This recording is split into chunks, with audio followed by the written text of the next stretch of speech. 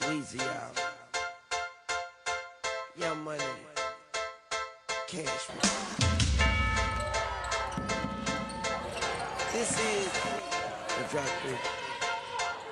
Ladies and gentlemen. You know me. You know I ride for my motherfucking niggas. Most likely I'ma die with my finger on the trigger. They tell me don't get high, not to try and make a living. I tell them I'm a hustler and I rob, I make a killing. My eyes get so wide as it rides in the skillet. I let my bitch bag it if you stealing, I'm a killer. I bulletproof the ride, now I feel like I'm a dealers. And fuck your hospital, Young Money, we the illest. And I ain't gotta lie when I tell you I'm the illest. My flow is nasty, like CY Phyllis. Self-made G in them bitches know the business. Relying on rapper in the kitchen, I'm a Těžký jako Svitavy, byli jsme mírní favoriti, bylo to těžký, furt se to tahalo prostě, ale my v těch koncovkách začínáme být trošku jistější, si myslím, a prostě už je vidět, že máme za sebou vlastně 15 nebo kolik utkání vlastně v té nejvyšší soutěži. Já si myslím, že kluci jsou otrkaný, dneska třeba super výkon od Teda na konci, kdy bylo vidět, prostě je to americký hráč, vzal na sebe ten tlak a prostě vyhráli jsme a jsme za to fakt rádi, protože cítili jsme, že jako dá se říct musíme, ne že jenom můžeme, ale že jim musíme a už z toho dolů umíme trošku víc žít. Máme zápas s Interem, kde zase budeme asi mírní favoriti, si myslím. Už jsme vyhráli jednou na Slovensku v Levicích, takže já si myslím, že jdeme tam prostě vyhrát. Jako nic nás nezajímá, jak jsem řekl už v x rozhovorech do novin, tak my jdeme od zápasu k zápasu, nemáme rádi spekulace nějaký, na jakém místě být po základní části, nebo před nastavbou, nebo před čímkoliv. Jdeme od zápasu k zápasu a prostě teď máme Svitavy za sebou a já si myslím, že máme na to týden se připravit na Inter a jdeme do toho.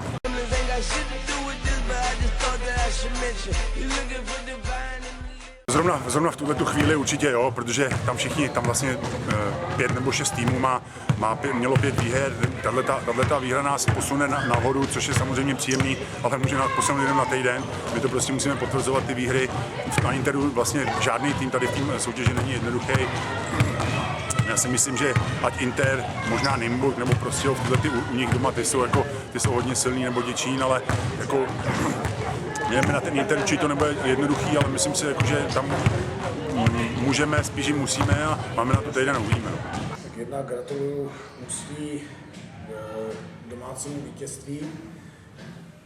My jsme tady neodehráli špatný zápas, myslím si, že jsme se vyrovnali i celkem s útočným doskakováním Ústí nad Labem, který obecně v lize patří k nejlepším a na to jsme se připravovali. To utkání jsme měli dobře rozehraný, po nerozhodný první poločasu jsme šli ke konci utkání do 6bodového vedení a bohužel takový je basketbal, že vlastníma chybama jsme se o to vedení připravili, kdy za stavu, kdy to máme 6 bodů, děláme 3 ztráty za sebou a necháme Ústí zase nadechnout a pustíme ho zpátky do vyrovnané koncovky a vyrovnanou koncovku odřídil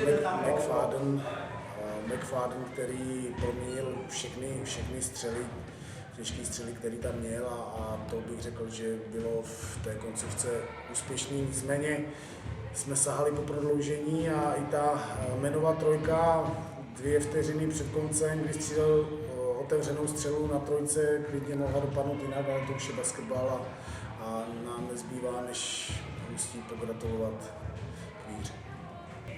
No, děkuju za gratulaci. V první řadě jsem rád, že jsme to utkání nakonec dokázali dotáhnout do toho úspěšného konce. Pravda je, že Svitavy na nás byly výborně připravený, je vidět, že ten scouting se jim zvlášť povedl a v první poločase nám to činilo problémy. My jsme chtěli jako reakci na tohle trošku zjednodušit tu hru a chvilku nám trvalo, než jsme si uvědomili, že budeme muset trošku přepnout někam na jinou úroveň, hrát trošku něco jiného, než jsme měli původně v plánu. To se nám podařilo v té třetí čtvrtině a myslím si, že jsme se dostávali pomalu do obrátek.